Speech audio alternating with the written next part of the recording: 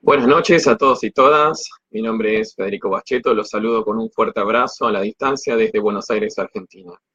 Quiero agradecer enormemente a la gente de Latin Juris por poner adelante esta iniciativa de ciclo de conferencias, lo cual me parece sumamente enriquecedor y bastante accesible para todos y todas. Así que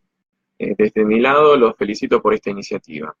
En principio es un orgullo para mí estar participando, creo que vamos a hacer un aporte entre todos. Si bien el ciclo está pensado como conferencias magistrales, a mí sí me gustaría dejar un espacio específico para los comentarios, porque siento que este es el verdadero lugar de intercambio donde se produce el conocimiento, ¿no? El tema que a mí me asignaron tiene que ver con una práctica que históricamente se ha consolidado a lo largo de los países y la historia de la humanidad ha demostrado que todavía no nos hemos podido desterrar de este trágico resabio de la Inquisición y como no puede ser de otra forma, aprovechando para saludarlos a todos que están aquí desde Colombia y todos los otros países que cálidamente espero algún día conocer, voy a dar inicio a mi presentación. En principio les cuento que a modo de organización lo he dividido en tres etapas, quizás una parte más formal que tiene que ver con eh, la evolución histórica del Instituto de la Tortura, pasando posteriormente a un momento un poco más técnico que tiene que ver con el análisis del tipo penal de tortura y finalmente concluir con algunas reflexiones de algunas investigaciones que están dando vuelta en el mundo de la doctrina que me parece que son de nuevo, sumamente enriquecedoras y por el tema que me asignaron, creo que van perfectamente de la mano con lo que a mí me gustaría comentar. Así que en principio, si tienen alguna duda o algo que quieran, que ya saben que les gustaría consultar, les pido lo anoten y más adelante podemos conversar al respecto. En principio, habíamos adelantado antes que la tortura es una práctica que históricamente ha acompañado el desarrollo de la humanidad. Esto no siempre fue de la misma manera, de hecho comenzó como una práctica privada. Estaba dirigida esencialmente hacia lo que pasaba con los esclavos, que obviamente, quizás no obviamente, pero en su momento no fueron tenidos en cuenta en igualdad de condiciones que las personas que no revestían esa calidad. De hecho, el trato que recibían los esclavos en ese momento tenía más que ver con el esclarecimiento de los hechos que pasaban dentro de la casa, del hogar, qué es lo que pasaba en la vida amorosa de los esposos, y era una práctica socialmente aceptada que en ese momento no generaba repudio alguno. La codificación que esto tuvo en la práctica del derecho romano generó una ampliación exponencial de estas prácticas cuestionables, incluyendo los esclavos, por supuesto, pero alcanzando también a lo que eran denominados los humiliores, que eran quizás en la escala social los que se encontraban por encima de los esclavos, pero inmediatamente en el próximo eslabón, ¿no? Eran aquellas personas pobres que no tenían hogar, básicamente ellos eran tormentados tanto en el rol de acusado como en el rol de víctima. Inclusive también en sus puestos de testigos para generar lo que era la información que hacía las veces de sustento para las acusaciones posteriores, ¿no? Eh, Esto respecto de los humiliores, los honestiones también era una figura que existía en el derecho romano, pero esto no tenía que ver con los sectores menos aventajados, de hecho, ellos sí consolidaban un estatus social importante y de hecho ellos sufrían la práctica de la tortura más que nada como una herramienta que tenía que ver con la intimidación y la persecución de lo que por entonces y hasta el día de hoy se denominaban los enemigos políticos. Esto, por supuesto, fue un comienzo, posteriormente se fue perfeccionando. De hecho, en el siglo I después de Cristo, nos remontamos hace tiempo y allá a lo largo, se amplió a todos los ciudadanos, pero por delitos que tenían que ver con la figura de lesa majestad, que eran aquellas ofensas capitales contra el rey, eh, que básicamente justificaban la adopción de cualquier tipo de pena capital, incluyendo, bueno, básicamente la guillotina, entre otras prácticas que en ese momento no eran repudiadas, ¿no? Ya para el siglo IV, todos los cristianos podían ser interrogados por tortura, lo cual era una situación muchísimo más generalizada que no alcanzaba solamente a los esclavos. Fíjense cómo fue progresando en detrimento de los derechos de las personas. Eh, Posteriormente iniciamos en lo que es un proceso bastante oscuro de la época de la humanidad en general, que tiene que ver con lo que pasaba desde el siglo XIII hasta el siglo XVIII, básicamente, cuando la tortura ya se había instalado en los tribunales europeos, lo cual esto también es un problema porque estamos hablando de la formalización de la práctica ilegal, al menos como lo vemos hoy, y en ese momento se torturaba de forma legal para obtener evidencia y en simultáneo esto formó parte de un proceso que era tanto ordinario dentro de los tribunales como lo que ocurría en el plano de la Iglesia Católica. Entonces tenías un proceso que era jurisdiccional y además tenía que ver con lo religioso, ¿no? En un momento histórico también, el juicio de Dios se dio su lugar para el juicio de los hombres, como se dice en los libros, se adopta el modelo inquisitivo para los procesos ordinarios y los eclesiásticos también, y se adoptó, y este es quizás el momento bisagra de toda esta problemática, cuando se considera que la confesión es la prueba máxima, la probatia regionis, creo que era la expresión en latín. Esto generó las condiciones para que la tortura se alzara con mucha más fuerza. De hecho, se institucionalizó la figura de la Inquisición con la creación de los tribunales, y de hecho, y esto también es un poco irónico, pero para nada nos sorprende, el Papa Inocencio IV dispuso a través de una bula, que son como las disposiciones máximas que tiene la Iglesia Católica a través de su representante, que se autorizaba el uso de la tortura, básicamente porque los crímenes de lesa majestad y la herejía eran difíciles de probar. Entonces, en aras de relevar la carga probatoria de la acusación, simplemente habilitábamos el uso de la tortura, lo cual es una práctica que al menos al día de hoy es bastante reprochable, ¿no? Por aquel entonces las cárceles no eran lugares de resguardo de los prisioneros, de hecho estaban pensadas solamente para albergar a las personas mientras duraba el tiempo hasta su juicio, lo cual generó que se convirtieran en el lugar por excelencia de donde se obtenían las confesiones. De hecho, desde el mundo de la criminología, en 1486 se estipula el surgimiento de lo que se llamó el martillo de las brujas, el males maleficarum, ¿no? Esto, en definitiva, se convirtió en lo que es un manual de inquisición. Regulaba el uso de la tortura, básicamente cómo se utilizaban mejor los instrumentos, cuáles personas eran susceptibles de ser torturadas de manera más eficaz y con mejores resultados a través de X cantidad de prácticas, y todo lo que pasaba con la confesión era regulado por este manual de tortura, ¿no? Y bueno, básicamente todo esto fue consolidándose de manera sostenida y cada vez más complicada durante todo un proceso de Inquisición española que hace que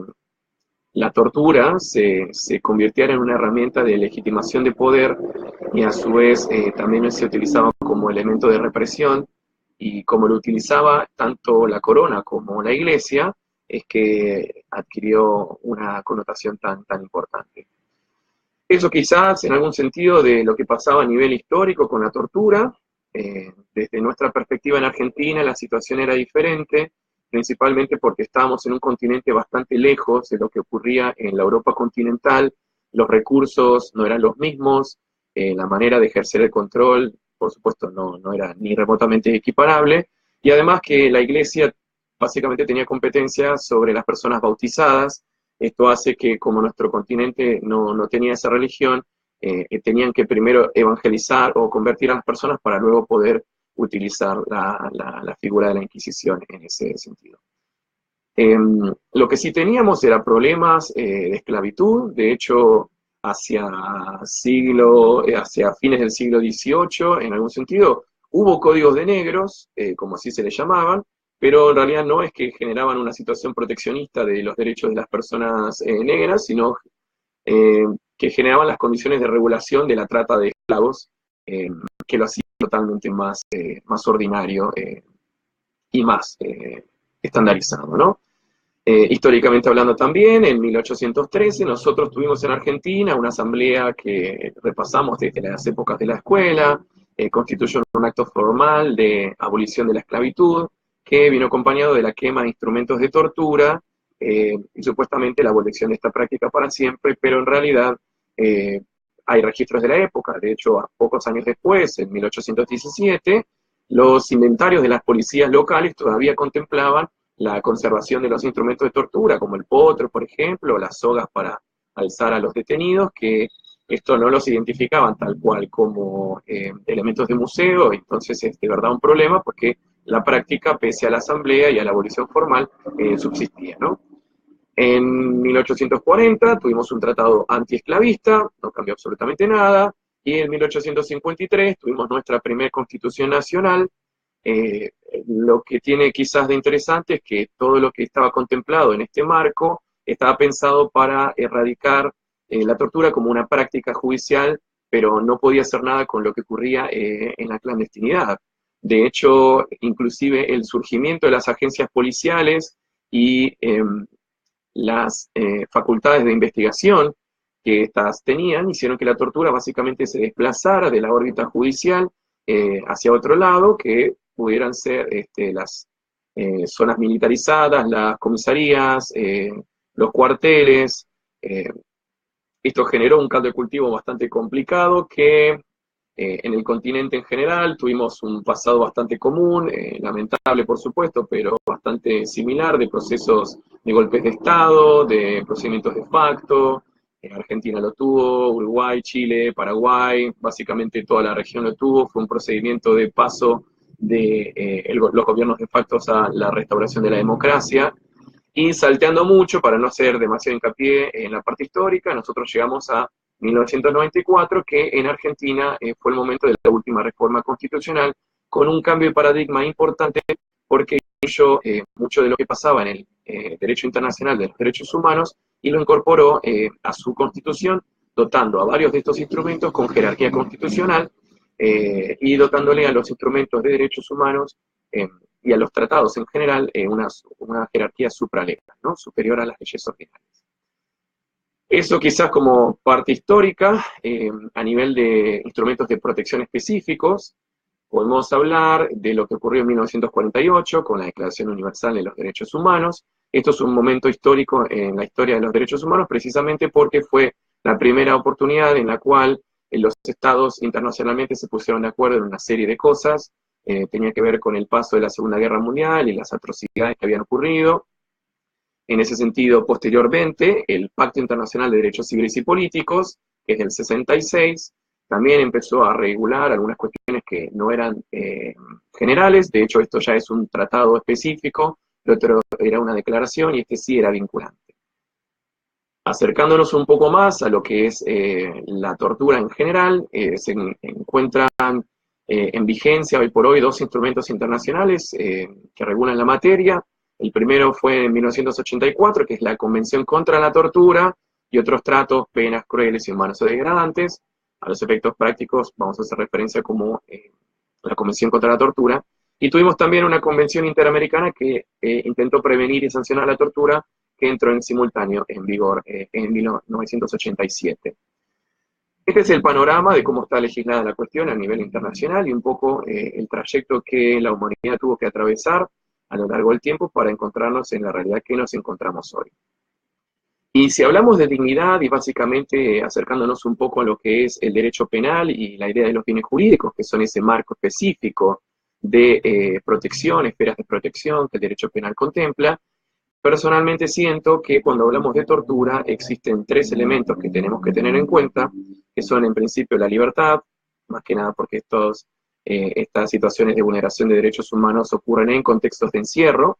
la dignidad humana, por otro lado, que tiene más que ver con todo esto que le corresponde a la persona por el simple hecho de ser persona y que es el valor principal que da sustento a toda la idea de derechos humanos; y en algún sentido también, apoyándome en algunos doctrinarios, creo que también sería correcto decir que el ejercicio de la función pública es un bien jurídico que también está en juego cuando uno habla de tortura, ¿no?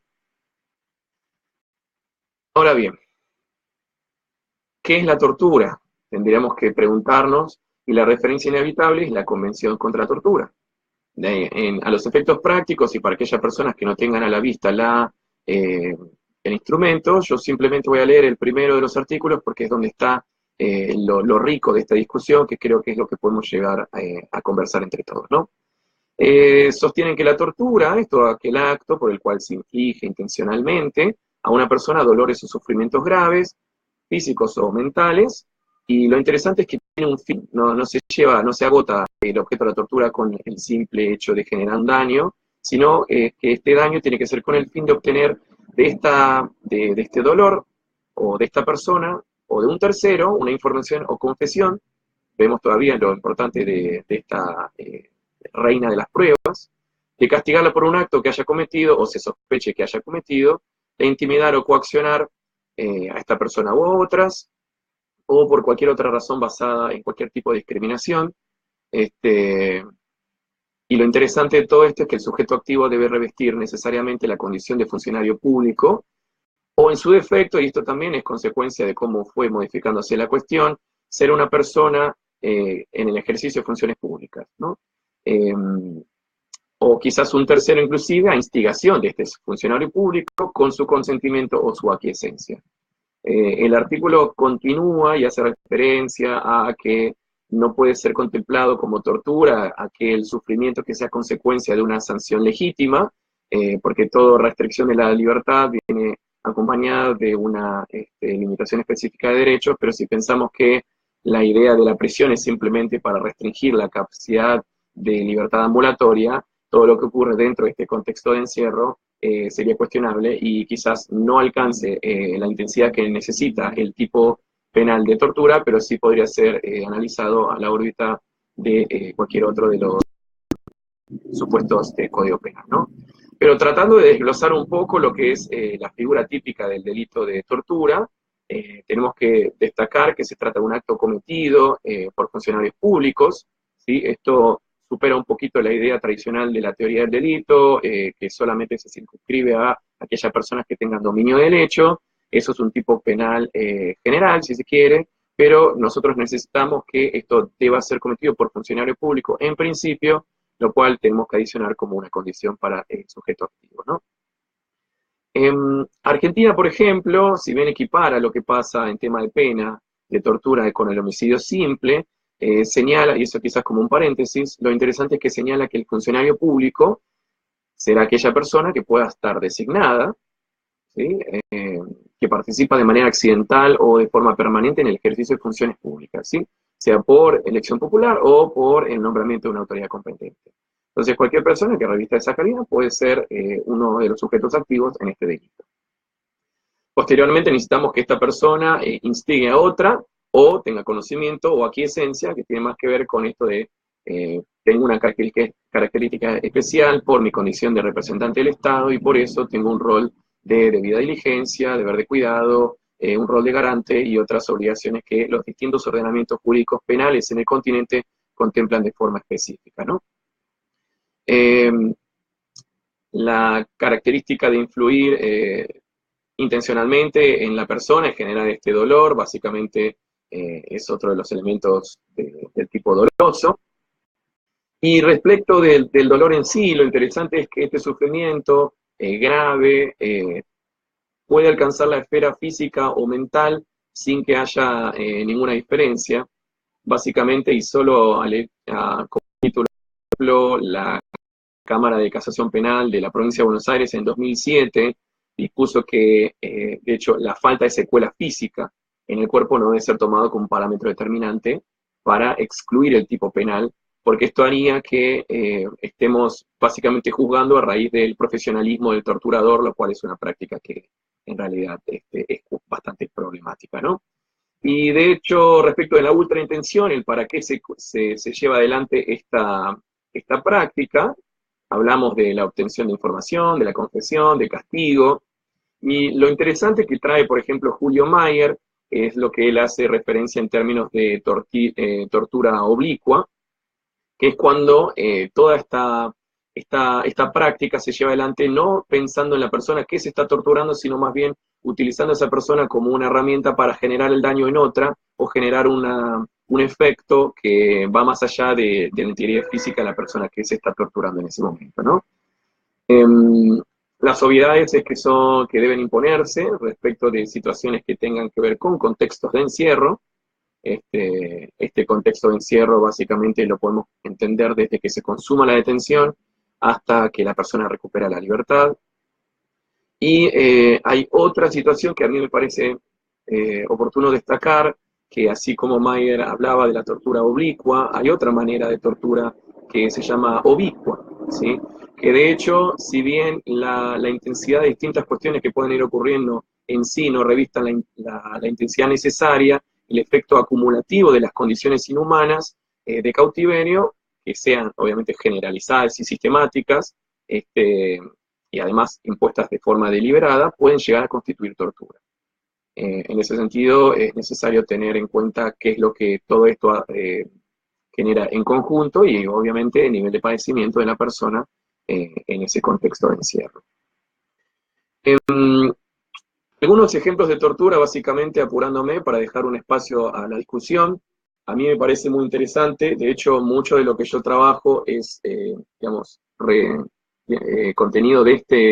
este libro, que yo ampliamente recomiendo. Esta es la tesis doctoral de Rafecas, que es un juez federal de Argentina. Él lo que hace, además de trabajar mucho y de manera excelente, a mi criterio, la evolución de la figura de tortura, hace saber que los ejemplos han ido cambiando también a lo largo del tiempo. Algunos de estos son, aunque pueda llegar a ser en algún sentido hasta morboso, pero en un espacio técnico como es esto creo que es oportuno hacer la referencia. Vendaje de ojos, supresión de identidad, engrillamiento, que es básicamente el estar encadenado o sujeto a algún sitio donde uno no se pueda alejar, el encarcelamiento en lo que se llaman tubos o leoneras, que son espacios básicamente de resguardo que no tienen que ver con que la persona esté cómoda o a veces ni siquiera para atacar personas, entonces no están dadas las condiciones para que eso se haga de manera que no genere sufrimiento, sino de hecho están específicamente puestos en esos sitios para generarle sufrimiento extra, además del encierro, la supresión de formas de comunicación humana, la exposición a la desnudez, golpizas brutales con cualquier elemento. Otras cuestiones que pasaron muchísimo en el proceso de la dictadura militar argentina fueron los simulacros de fusilamiento y la exhibición de las personas ejecutadas, las prácticas de submarino tanto húmedo como seco, que tienen que ver con que la persona experimente la sensación de ahogamiento, descargas eléctricas, quemaduras en general, que se cuelgan las personas y demás. Hasta aquí esto es en sí, y creo que después de hablar ininterrumpidamente por 23 minutos casi, un panorama bastante desalentador. Lo que a mí me reconforta en algún sentido es que el esfuerzo contra la tortura ha ido variando a lo largo del tiempo y hoy por hoy podemos decir que no todo está perdido. De hecho, es importante destacar que hay algunas asociaciones que hoy por hoy se dedican de forma exclusiva a la lucha y la prevención contra la tortura. A mí me gustaría compartir otro instrumento que recomiendo su lectura. Este es básicamente el informe de Open Society Justice Initiative, que es una ONG que lo que hizo fue contemplar el impacto del litigio estratégico en materia de tortura, específicamente en relación de contextos de encierro. Es un estudio que abarca y analiza las conclusiones de Turquía y Argentina, y a mí me parece que más allá de que este texto está disponible en Internet, es oportuno compartir con ustedes algunas de las cuestiones que arriba, en sus conclusiones de su resumen ejecutivo. En líneas generales, yo me permitiré compartir algunas con ustedes, pero antes sí quiero comentarles una cuestión que también creo que es totalmente oportuna en este momento. Hace poco, el antiguo relator contra la tortura, relator especial contra la tortura de Naciones Unidas, Juan Méndez, él decía que la simple presencia de un ordenamiento democrático en lo formal no elimina por sí la utilización de la tortura como una práctica sistemática, pero sí es el mejor de los sistemas que nos permite a nosotros contar con unas garantías específicas que permiten que la cuestión sea analizada, sea estudiada, sea combatida desde algunos sectores sin tener miedo constante a que vayamos a ser perseguidos, que nos vayan a matar, y una serie de garantías en ese sentido, ¿no? Las conclusiones a las que se arriban, más que nada, y a título de síntesis para dejar algún espacio de preguntas, es que este litigio estratégico sí ha generado condiciones de cambios en la jurisprudencia, en las políticas y en las actitudes. Pero no siempre hay un correlato específico en lo que es un litigio específico y el resultado que se desea o cualquier tipo de índice cuantificable. Entonces, a veces esto hace que uno sienta que los esfuerzos no tienen los resultados deseados, pero de cualquier forma se alienta a que se anuden los esfuerzos y en algún sentido se tenga más en cuenta el poder y el impacto acumulativo y de secuencia de casos y no tanto un esfuerzo aislado que puede ser que no se materializa inmediato. Por otro lado, hay otras cuestiones que también son interesantes, que este informe lo que señala es que hay algunas condiciones específicas en situaciones de determinados estados, como pueden ser los regímenes prolongados de incomunicación, los discursos de odio y del enemigo, y culturas arraigadas de violencia que generan las condiciones para que la tortura no solo no se desaparezca, sino más bien vaya reproduciendo y generando nuevos espacios donde antes no estaban, ¿no? Respecto de los impactos positivos y un poco negativos, en algún sentido, lo positivo es que esta cuestión de a poco va a ir desarrollándose de manera paulatina, pero ha generado condiciones de supervisión y de rendición de cuentas que hacen que sea cada vez más transparente, y por lo mismo, el aspecto negativo de esta exposición es que la visibilización de esta problemática hace que aquellas personas que llevan adelante la defensa y la representación en estos procedimientos se expongan a sí mismos y en muchos casos han sido perseguidos, los han matado, y a veces los resultados pueden dejar un poco de lado lo que uno persigue. Lo que ocurre con la tortura es que enfrenta al individuo al Estado, y el Estado, además de tener una capacidad de operación muchísimo más grande que toda la sociedad organizada junta, no siempre emplea métodos legales para defenderse. Entonces, es difícil resistir toda esta embatida del Estado cuando no siempre son eficaces los recursos judiciales, y si estos no nos alcanzan, menos todavía podemos responder a la violencia que hay por fuera de los tribunales. Básicamente eso. A mí me parece que la idea de la intangibilidad de los resultados de los esfuerzos que se realizan en pos de la lucha contra la tortura no tienen que desalentarnos, y en algún sentido creo que lo que podemos hacer desde la sociedad civil es estar muy atentos a evitar que las condiciones que generan la tortura se contagien y se esparzan, y estar muy atentos para ir cuestionando todas las iniciativas que sentimos que pueden llegar a generar focos de poder que pueden llegar a dar espacio a esto. Hasta acá, y luego de, bueno, un poco más del tiempo deseado, mi presentación, espero que les haya servido en algún sentido para echar luz sobre algunas de las cuestiones que involucran a la tortura, y en este momento abro la oportunidad a algún comentario, alguna pregunta específica que me quieran hacer.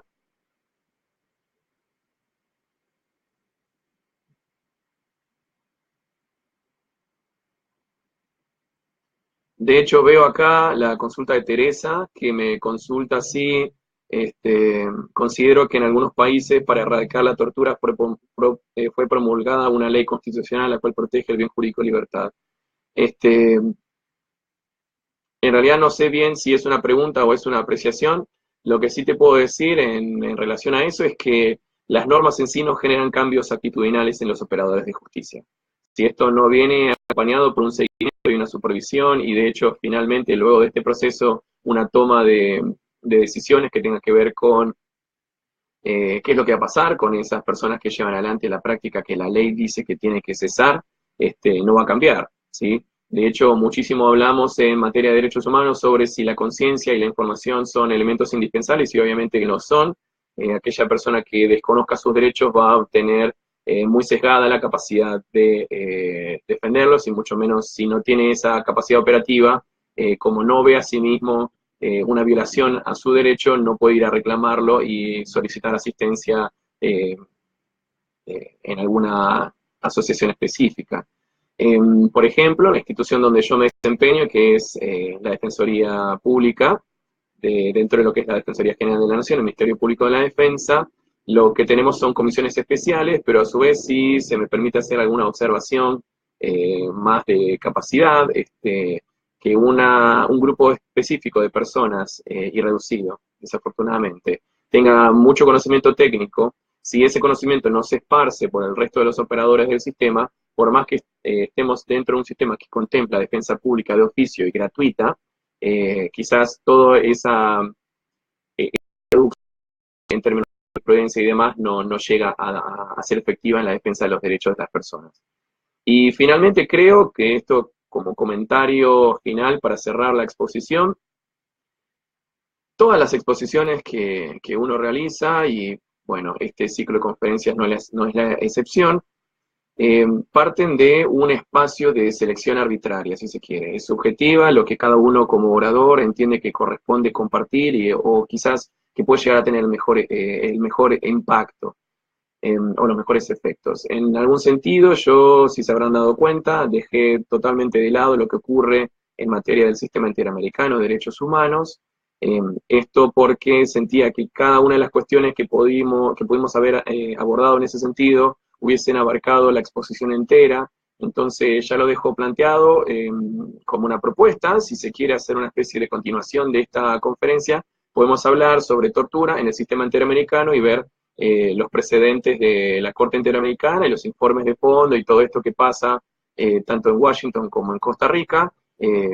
ver si lo podemos bajar a un sistema un poco más regional y quizás inclusive hasta bueno, la aplicación real de todo esto en nuestros territorios. A ver si alguien tiene alguna pregunta, algo más que quieran hacer, alguna observación.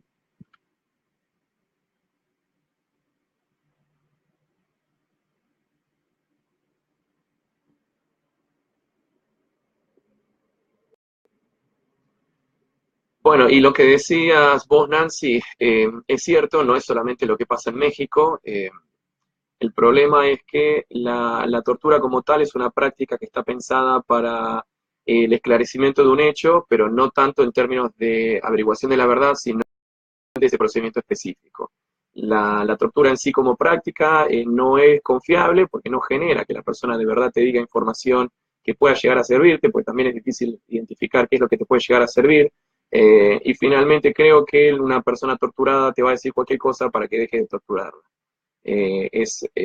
hecho, si nos ponemos en el lugar de una persona en esta situación, creo que es más sencillo asumir una responsabilidad que no nos es propia, asegurándonos de que la tortura cesa y pasamos a una etapa de condena, quizás de encierro y probablemente de por vida, eh, pero lejos de las situaciones que están afectando nuestra dignidad humana, nuestra libertad y todo esto que habíamos comentado. Así que bueno, excedido el tiempo, les agradezco muchísimo por la atención, por haber estado ahí presentes y de corazón espero que les haya servido. Yo voy a dejar acá unos datos de contacto que tienen que ver con esto de estar más cerca entre todos y compartir un poco bueno, lo que hacemos entre todos, ¿no? Porque esta experiencia, aún siendo desde Argentina, puede ser aprovechada, inclusive potenciada desde los esfuerzos de otros lados. Así que aquí en un comentario con mis saludos dejo mis datos de contacto, les agradezco muchísimo por su tiempo y los aliento a seguir con el resto de las conferencias. Muchas gracias Latin Juris por haber llevado adelante este ciclo de conferencias y tienen mi colaboración y agradecimiento para siempre. Muchas gracias.